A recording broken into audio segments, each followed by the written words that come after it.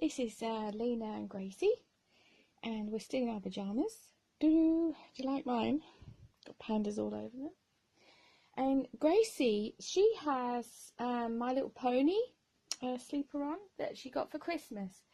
Because although I said I wasn't going to get Christmas presents for my babies, I decided to get Gracie a present because she's an awake baby and it just seemed more fun. So she got a present. I know. Doesn't seem fair, does it? So she got this lovely little My Little Pony sleeper. Let's see if I can draw in. Isn't that super cute, guys? And she got a My Little Pony. Look at that. I used to collect these when I was a girl. I don't have any of my old ones. I got this one on eBay. They're quite a bit pricey now. It's in very good condition. So that's her. Anyway, for the purpose of this video, this is a special video. I am going to be telling you stuff that I haven't told many people at all. So here goes, guys. My last video was the teddy bear theme Thursday, and I revealed that I got a certain teddy bear of my grandchildren, and a few of you were saying, how can you possibly have grandchildren? Well, oh yeah, I'm getting her changed. One of us has got to get dressed today. So I want to start around when I was 20 in my story. I'm going to tell you a story about my life, a part of my life, when I met this guy at work, and he was very happy, jolly, just really outgoing, really positive, upbeat, and he was actually training me to be a waitress. He was like the head waiter, and although I was doing very well and everything, I'd worked in this place before, and my boss came up to me one day and said, look, we really need help upstairs with the bedrooms. With some girls down. And because I'd worked up there before, I knew what I was doing, so I reluctantly went up there. But this guy I met thought I'd been sacked, so he charged into the boss's office and said, what have you done with Lena? She was absolutely fine. I was training her. She was good as gold. What's the matter? Where's she gone? My boss said, she's upstairs. She's cleaning the rooms. I need her up there. So he came and found me, didn't he? Anyway, the rest is history. What happened next? We got into a relationship, obviously, and we got married very quickly, actually, and we had our first child like immediately. So when I had my first child, I was 21, 3 days later than the baby's birth. So he was my 21st present, birthday present. So I had a little boy, and then 3 years later I had another little boy, and then 4 years later I had another little boy. So I've got 3 boys. Unfortunately, we came up to 10 years of marriage, but just before 10 years of marriage, my husband was diagnosed with cancer of the esophagus, and it was happened that we just moved from a very small house into a bigger house, but half an hour away from all our friends, and that wouldn't have been a problem if he was well, but he got sick pretty quickly. So basically for 2 years. He was very, he didn't take to chemo very well. My husband got very, like, bedbound, if you like. And so I was looking after 3 boys and my husband upstairs, almost bedbound. He'd had operations as well, so you know how long it takes to get over operations. So it's a really, really tough time in my life. And I was losing my husband. It was an absolute tragedy. Absolute tragedy. Before all this happened, my husband and I got involved with a local church, and we became Christians, and that brought us a lot of comfort during that time, and the people were very good to us. In particular, my pastor was very good to us, and he'd been good to us for years. So actually, we know him. Well, rewind slightly.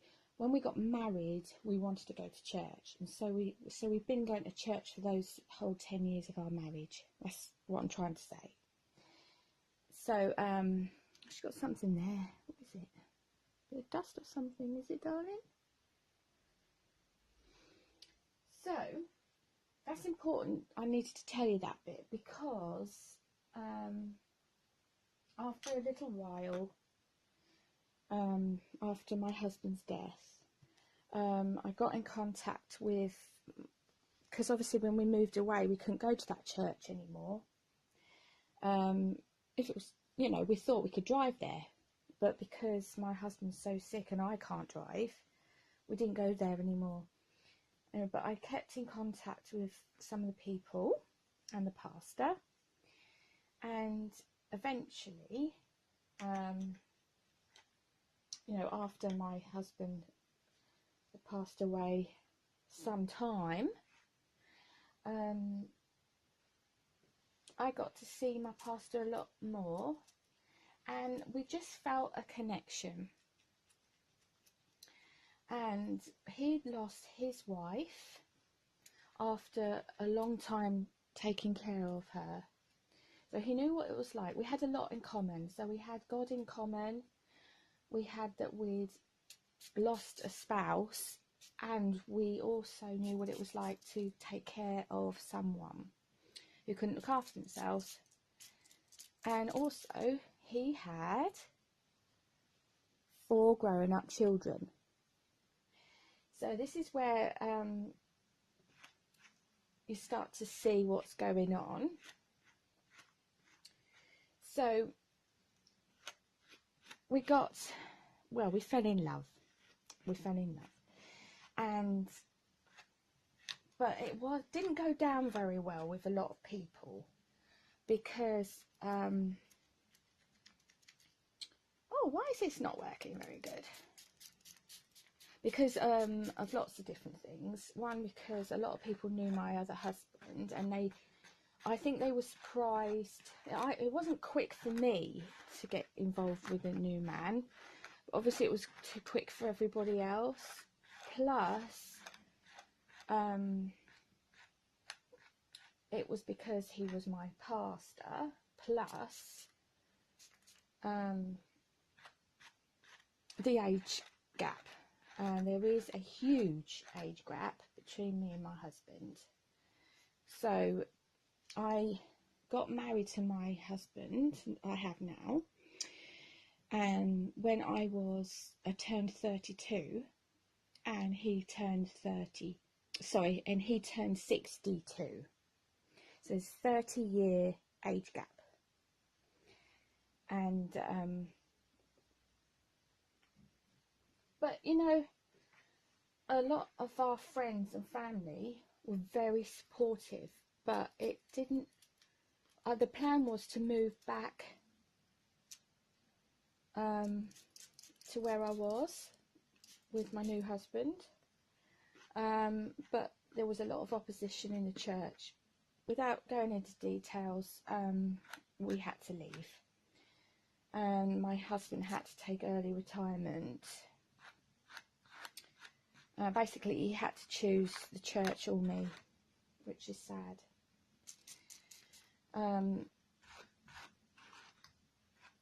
But it was just the nature of it, really.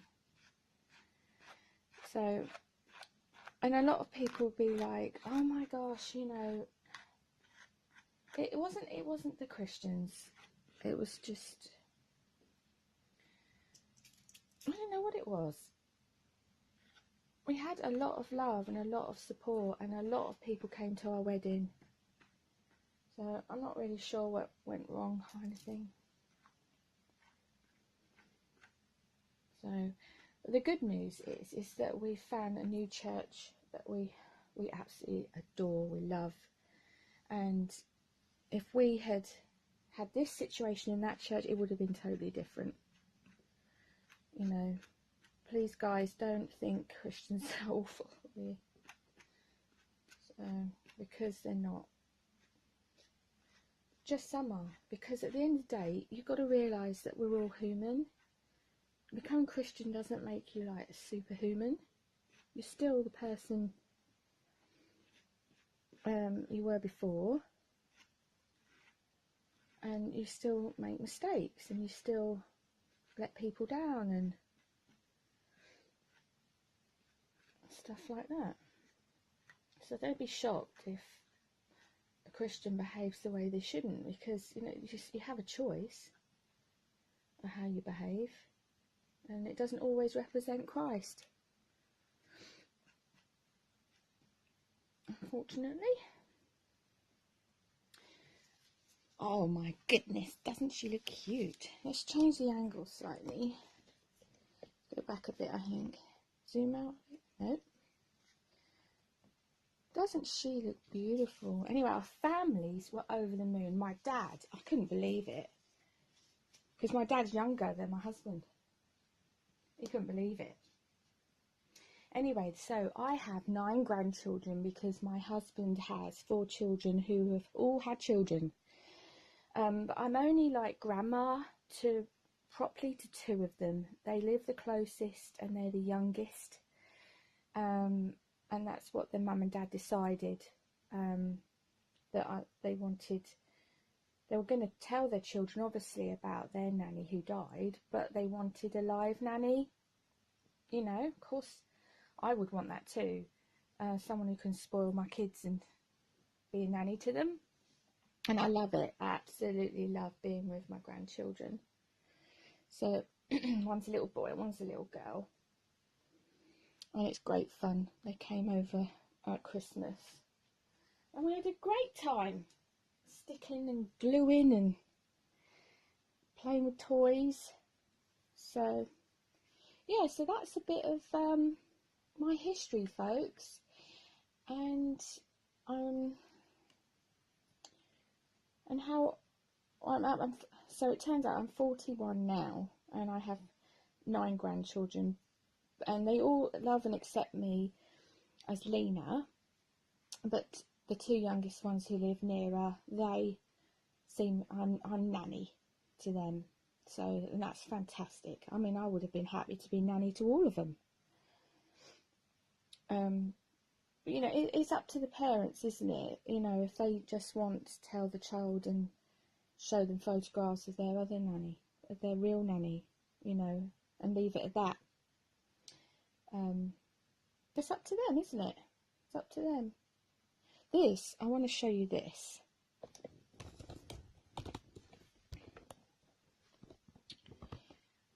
It's a unicorn dress by Next. I think it's 0 to 3. And it's covered in unicorns. And it's like a jersey fleece. Look at that. You know, like jogging bottoms can be like this. Really thick, really beautiful for this type of weather. She looks fantastic, don't you think? So let me know in the comments what you thought of my story. Also, you know, I know a lot of the community share like sort of illnesses and things, like, and how the reborns are helping them and everything. I'm trying to put this tripod up again, sorry. Yeah, and I've had all sorts of depressions and things, obviously, because when my children were young, my firstborn, I got terrible postnatal depression with him, only because I wasn't diagnosed until he's 1. So you kind of get quite bad by then, and it takes longer to treat you. The longer you've got depression, the longer it takes to treat you. And then the second one, I had a little bit of baby blues, and the third one, oh, absolutely, and I didn't have any depression. I enjoyed every minute of it. And of course, then when my husband died, then I got a different type of depression that was quite bad. And but I went straight to the doctor and immediately got help, and so that didn't go on for too long. I think it is important to get help as soon as possible, and if you don't want pills, that's fine. I don't always recommend pills, they're difficult to get off, but they've got, I mean, I don't know what it's like in other countries, but we've got this service now, we can have counselling over the phone, and that's really useful. I think it's a brilliant idea. It means a lot more people can be helped. And obviously, because in the past when I've been to counselling, I'd forget to go to counselling, because the depression, that's what happened with my depression. I'd forget to go, and then I would lose out on that session and make the guy mad. So yeah, I mean, if you're interested in more of these topics, then let me know. I don't mind talking about depressions I've had and treatments I've had. Yeah, so I hope you enjoyed this video, and you know, I've come through the other side. Jesus, you might not believe in Jesus, that's okay, but Jesus definitely helped me through everything. So I just want to say that, and God bless you all, and see you next time. Bye.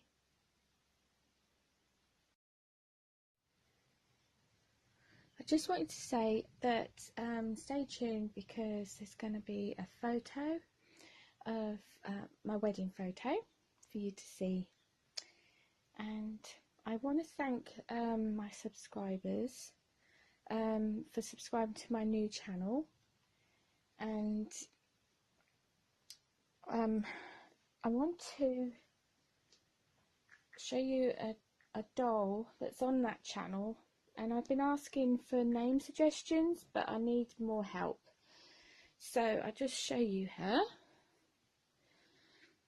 She's got bright light. She's a gorgeous doll, and if you want to see more of her, she's on my other channel. And I need some name suggestions. I mean, I had some ideas, sort of like maybe mermaid name.